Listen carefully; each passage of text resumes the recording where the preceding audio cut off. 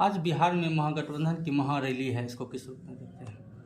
देखिए, वास्तव में महागठबंधन जिसके नेता मूलतः तेजस्वी यादव हैं, वे जिस राजनीति को आगे बढ़ा रहे हैं उस राजनीति में उदारवाद और पंथ निरपेक्षता का कोई स्थान नहीं है। वे जिस राजनीति के पोषक हैं उसमें समाज को बांटने वाली प्रवृत्तियों, बांटने वाली ताकतों को बढ़ावा देते हैं, हिंसावादी ताकतों को वे आगे बढ़ाते हैं।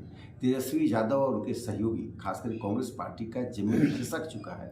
प्रधानमंत्री नरेंद्र मोदी जी का जो सर्वव्यापी और सर्वसमावेशी प्रभाव है उससे ये पार्टियां छटपटा गई हैं। जातिवाद के आधार पर कोई भी पार्टी लंबे समय तक राजनीति में नहीं रह सकती। कांग्रेस के राहुल गांधी ने कहा कि बीजेपी और आरएसएस लगातार हिंसा, नफरत और डर फैलाने का काम कर रही है। देखिए, राहुल गांधी आरएसएस फोबिया के शिकार हैं।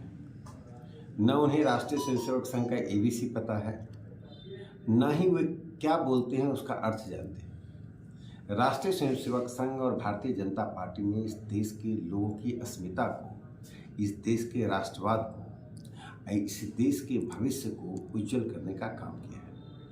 राहुल गांधी वंशवादी राजनीति के स्वयं प्रतीक हैं और बड़े घरानों की राजनीति वे स्वयं करते रहे।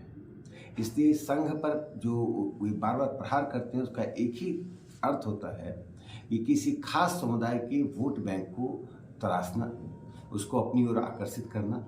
और राहुल गांधी का यह आरोप मुझे लगता है कि न सिर्फ निंदनीय है बल्कि भारतीय राष्ट्रवाद पर यह प्रहार है।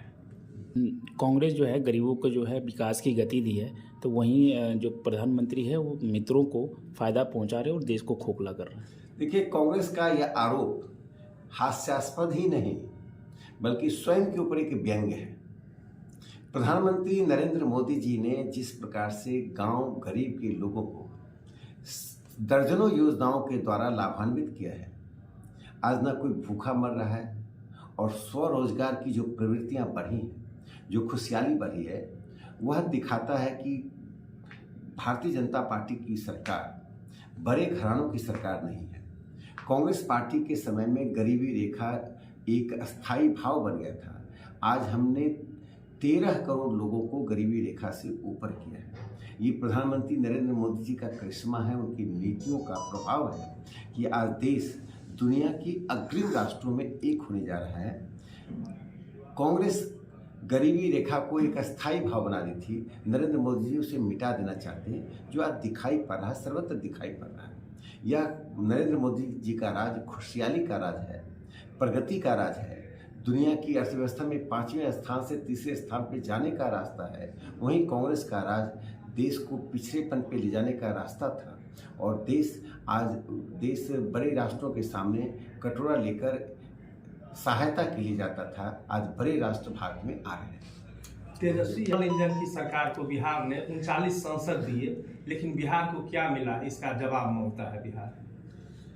देखिए, तेजस्वी यादव ये सवाल यदि अपने स्वयं के पिता लालू यादव जी से पूछे तो अच्छा होगा। जिस तरह से बिहार को संकीर्णता और प्रतिक्रियावाद में ले जाने का काम लालू जी की सरकार ने, लालू उनकी पार्टी कर रही है, वह न सिर्फ निंदनीय है बल्कि बिहार के लिए बहुत ही खतरनाक चीज़ें हैं।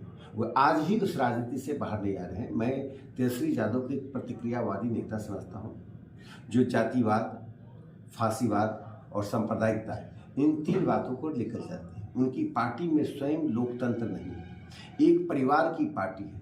परिवार तंत्र के आधार पर कोई भी पार्टी इस देश में लोकतंत्र के रास्ते से आगे नहीं बढ़ सकती है।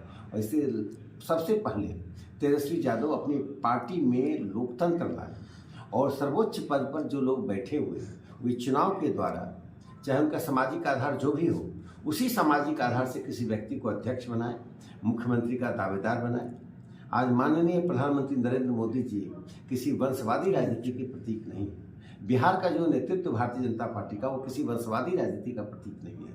यह लोकतंत्र में जो एक काला धब्बा है, राष्ट्रीय जनता दल उसी काले धब्बे की तरह है।